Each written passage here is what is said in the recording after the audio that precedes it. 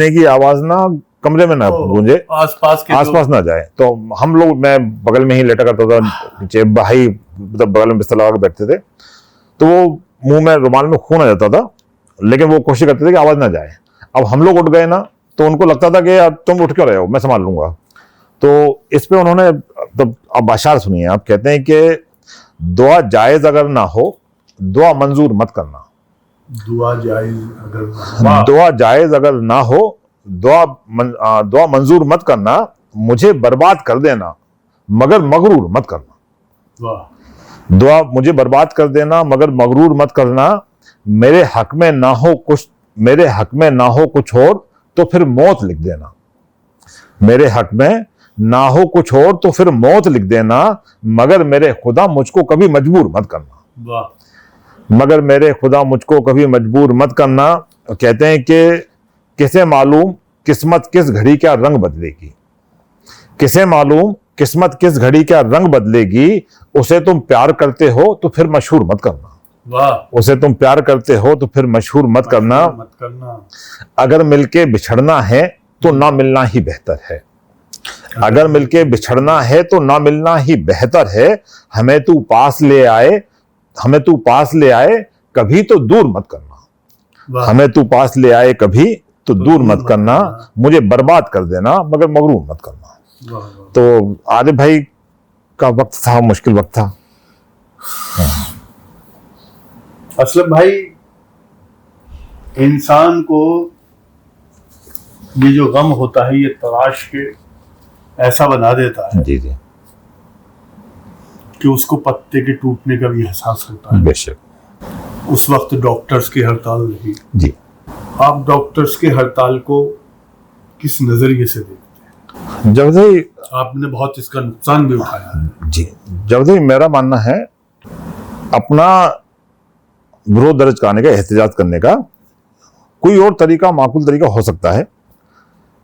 Doctors जो हैं हमारे लिए तो वो मतलब हमारे हिंदुस्तान में उन्हें भगवान का दर्जा दिया जाता है, उन्हें मतलब अल्लाह की तरफ से भेजा गया फरिश्ता ही माना जाता है जी। तो उनका काम जिंदगी बचाने का है। और हमारी बदकिस्मती ये थी कि जब आरिफ भाई का अपॉइंटमेंट हुआ कि भाई अब किडनी डोनर मिल गया है, तो और जो टेस्ट हैं, मैचिंग वाले टेस्ट वगैरह जो हैं, कितना परसेंट मैच करता है इस बारे में टेस्ट होना थे। उसी दरमियान वो फरवरी के दूसरे हफ्ते में हड़ताल शुरू हो गई जूनियर डॉक्टर्स की, और वो 14 मार्च 15 मार्च तक चली। 15 मार्च के बाद जब रूटीन पे चीज़ें आई तो फिर वो डेट्स वगैरह मिली, लेकिन अफसोस ये है कि 22 मार्च तक हमारे भाई हमसे बिछड़ गया। अब ये बात जो थी डॉक्टर्स की हड़ताल की, बेशक डॉक्टर्स को कुछ अपनी मांगे मनवाना होंगी, उनके कुछ सैलरी में पैसे की कमी होगी, 2-5 हज़ार 10 हज़ार की कमी रही होगी उनकी सैलरी में, उनको बढ़वाना होगी, और इसके अलावा उनको अपनी कुछ सहूलतें चाहिए होंगी। लेकिन उसके लिए उन्होंने जो बेशुमार जिंदगियां खतरे में डाल दी, क्या वो जिंदगी भर उसके बोझ से निकल पाएंगे? उनकी वजह से अगर एक इंसान भी इस दुनिया से चला जाता है तो उसकी जिम्मेदारी किसकी रहेगी? तो मेरी नज़र में हड़ताल जो है, और कम से कम डॉक्टर्स की हड़ताल बहुत सही रास्ता तो नहीं है। होना ये चाहिए कि आप एक साथ पूरे मत आइए, कुछ लोग आ जाइए, कुछ लोग हड़ताल पे चले जाइए, तो कम से कम जो मरीज वहां पे आ रहा है वो तो कम से कम जो रहे, और कम से वो लोग खास तौर से जिनकी जान को खतरा है, जो क्रिटिकल पेशेंट्स हैं, कम से कम उनका ट्रीटमेंट तो होना चाहिए। आप डायलिसिस की मना कर रहे हो कि भाई हड़ताल डायलिसिस नहीं करेंगे, तो आप तसव्वुर कीजिए कि एक आदमी आपके सामने खून थूक रहा है और आप मना कर रहे हैं कि नहीं भाई हम डायलिसिस नहीं करेंगे, तो इतनी बेहसी भी ठीक नहीं है। तो मेरी नज़र में ये हड़ताल का जो रास्ता था ये बिल्कुल ठीक नहीं था। बेशुमार आपने वो रास्ता सुझाया है जी, ऐसा कोई रास्ता इख्तियार किया जा सकता है? बेशक किया सकता है। ये मैं आपको जावेद भाई, मैंने कहीं किताबों में ही पढ़ा है, मैं श्योर नहीं हूँ कि ये सच्ची घटना होगी या झूठी घटना होगी, लेकिन एक बहुत अच्छा एग्जाम्पल है। जापान में जब सेकेंड वर्ल्ड वॉर के बाद जब जापान रिकंस्ट्रक्ट हो रहा था तो बहुत मेहनत करना पड़ी थी जो वर्कर्स थे। अब हुआ ये कि उनको अपनी कुछ मांगे मनवाना थी, और काम मतलब जो था कि वो मतलब अब काम ही रोक नहीं सकते थे क्योंकि जापान पूरा बर्बाद हो गया था। हिरोशिमा नागासाकी पे लाखों लोग मारे गए थे, दोबारा खड़ा होना था, तो काम रुकने का मतलब ये था कि नुकसान होना। तो उस कंपनी के लोगों ने, जूता कंपनी शायद वगैरह कुछ थी, तो उन्होंने एक पैर के जूते बनाने शुरू कर दिए। उन्होंने केवल सीधे पांव के जूते बनाए, मतलब काम चल रहा है, 8 घंटे की 10 घंटे की शिफ्ट चल रही है, लेकिन वो एक ही पाँव का जूता बन रहा है। अब आप वो एक पाँव के जूते क्या करेंगे, उसे मार्केट में भेज नहीं सकते हैं, आपको तो दोनों पाँव के जूते चाहिए। तो ये था कि जो मैनेजमेंट था आखिर थकार के उनको मानना पड़ा कि भैया आपकी मांगे हमने मान ली है, अब आप दूसरे वाले पैर का जूता बनाओ जिससे हम सप्लाई कर सकें। तो जैसे दूसरे पैर का जूता बनना शुरू हुआ, मार्केट माल जो है मार्केट में आ गया, तो इससे किसी का नुकसान भी नहीं हुआ और रास्ता भी निकल आया। तो ये रास्ता एक रास्ता हो सकता है कि आप सारे लोग एक साथ ना जाकर कुछ लोग जाओ, बाकी जो क्रिटिकल पेशेंट्स हैं आप उनको देखने के लिए रुक जाओ। अब लेकिन वो उनकी जो जरूरतें हैं शायद वो जो उन्हें मिल रहा है उससे पूरी नहीं होती हैं। बहरहाल ये जो इंसानी नुकसान है, जान का नुकसान जी, उससे बचा जा सकता है, क्योंकि हमारे यहाँ तो देवता कहते हैं, बेशक, फरिश्ता कहते हैं कि अल्लाह की खास अता है, बेशक, और बड़ी अजीम अजीम कुर्बानियां रही हैं डॉक्टर्स की यहाँ। हाँ बेशक। कोरोना, हमने कोरोना के टाइम देखा हुआ है कि दिन रात उन्होंने एक कर दिया। हमारे फ्रंट लाइन वॉरियर्स थे डॉक्टर्स, तो उन्होंने किस हद तक बढ़ के काम किया, अपनी जान को खतरे में डाल के किया, जी। तो उनको नकारा भी नहीं जा सकता। और पुराने दौर में मुझे वो हमारे भारत की है, चूंकि वो एक अजीम हस्ती शख्सियत जी, हकीम अजमल साहब, बेशक बेशक, देखिए उन्होंने वो रुआवजा का हाँ कैसा नुस्खा बनाया कि तमाम जो है गर्मी वालों को उससे राहत मिलती है, बेशक मिलती है। वो तो बहुत सारे अच्छे काम करते हैं, बेशक। तो ये एक अजीम शख्सियत है, तो इनको वाकई में जैसे आपने बताया कि एक पैर का जूता बनाने लगे, तो ना उससे प्रोडक्शन में कमी आई, बेशक, ना उससे बेरोजगारी हुई, बेशक, और अपनी बात भी उन तक पहुंची। हाँ, तो ऐसा ही कोई रास्ता निकाला जा कोई भी सकता रास्ता अपनी बात कहने का निकाला जा सकता। और ये सिर्फ डॉक्टर्स के लिए नहीं, मैं समझता हूँ कि इस पे सभी अमल करें तो ज्यादा अच्छा है। जिनको भी अपनी मांगे मनवानी है वो ऐसा रास्ता निकालें जिससे काम भी बंद ना हो, और सरकार पे दबाव भी पड़ जाए। देश में जो है हड़ताल भी हो, लेकिन हड़ताल भी ना हो, लगे ना, बेशक बेशक। ये चीजें, ये बड़ी कीमती आपने बात बताई है। जो नुकसान हो गया उसकी भरपाई नहीं हो सकती, बस ये है। तो बस ये है जी। देखिए, मैं आरिफ भाई के अकस्मात जाने से जी, जो गुनाह में अदब का जो है कितना नुकसान हुआ है, आप तसव्वुर नहीं कर सकते हैं। जब भाई आप तसव्वुर नहीं कर सकते हैं कि एक आदमी के जाने से कितना नुकसान हो गया। आरिफ भाई ऐसे आदमी थे जो मतलब टीम इकट्ठी करने का हुनर जानते थे। तो मुशायरे तब भी पैसे इकट्ठा करके ही किया जाते थे, तो वो उनको ये तरीका मालूम था कि मुशायरे कैसे करवाए जाते हैं, नशे से कैसे करवाई जाती हैं। तो आरिफ भाई जब तक रहे तो गुनाह का माहौल ये था कि एक मुशायरा आरिफ भाई ने करवाया तो 4 लोग और खड़े हो रहे हैं कि भाई हम भी करवाएंगे, या मुशायरे का माहौल बन रहा है। आरिफ भाई के जाने के बाद ना हमने इसको 2013 तक कंटिन्यू रखा कि आरिफ भाई के जाने के बाद हम, लेकिन हमारे साथ पाबंदियां बहुत थी, तो हमने साल में एक मुशायरा ही करवाया, सेमिनार्स करवाए, मतलब ऐसी वर्कशॉप लगवाई जहां शायरी और अदब के बारे में बातें हों, लेकिन वो बहुत ज़्यादा फर्क नहीं डालती थी। अब हुआ ये कि हमने 2013 के बाद बंद किया, जब मुशायरे करवाना हालात ऐसे हो गए कि मुझे मुंबई जाना पड़ा, मतलब हिजरत की मैंने, और मुश्किलें बहुत थी ज़िंदगी में, तब ना कुछ हालात ऐसे थे कि जिनको बताना मुनासिब नहीं है। लेकिन ना 2013 में जब हमने बंद किया तो हालात ये हैं कि गुनाह में मुशायरे का अकाल जैसा पड़ गया, मतलब वो अदबी जो जितने भी काम है सब बंद हो गए। अगर आरिफ बहन होते तो आज एक शहर जो है जैसे अंजुम रहबर साहिबा के नाम से जाना जाता है, वो यकीनन वो आरिफ मीर के नाम से भी जाना जाता। आरिफ भाई मीर तखल्लुस लगाते थे, और मीर साहब उनको मुंह ज़बानी याद थे। मीर साहब का कोई भी शेर आप आधी रात कौन से सुन लो, अच्छा, इसीलिए उनको तखल्लुस उनमें मीर मिला। और जावेद भाई आप हैरत करेंगे, मैं ये अपने हर इंटरव्यू में या जब भी आरिफ भाई की बात होती है कहता हूँ कि लोग सोचते हैं कि भाई हैं इसलिए बड़ा चढ़ा के बता रहे हैं।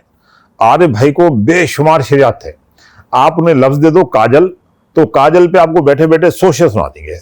आप उन्हें जुल्फ बोल दो तो वो जुल्फ पे 100 शेर सुना देंगे। मतलब तमाम शायरों के ऐसे हाँ बेशक।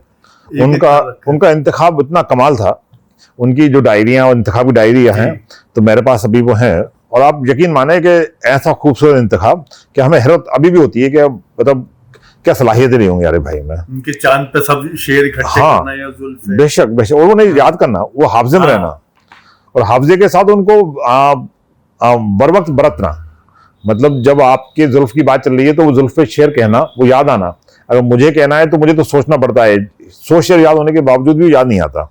जबकि आरिफ भाई को ये याद रहता था और जहां मौका पड़ जाए वहां शेर उनके मुंह से बाहर आ जाता था।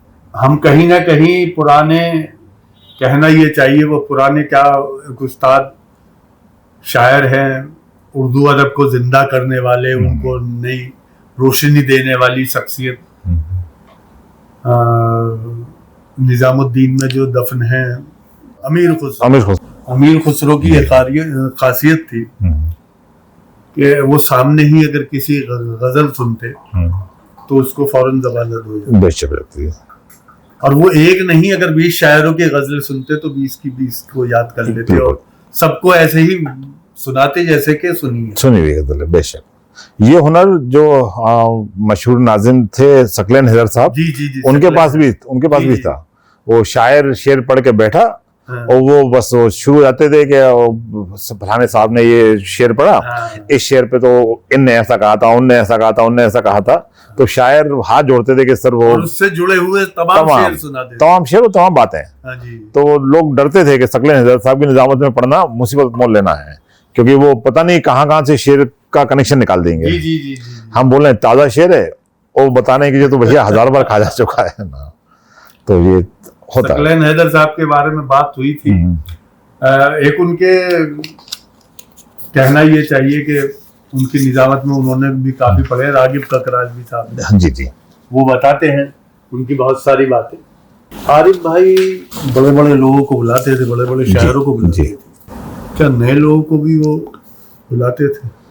बेशक बुलाते थे। और ये हमारे मुशायरों का ये तौर था कि जो पहला हिस्सा है वो नौजवान शायरों के लिए होता था।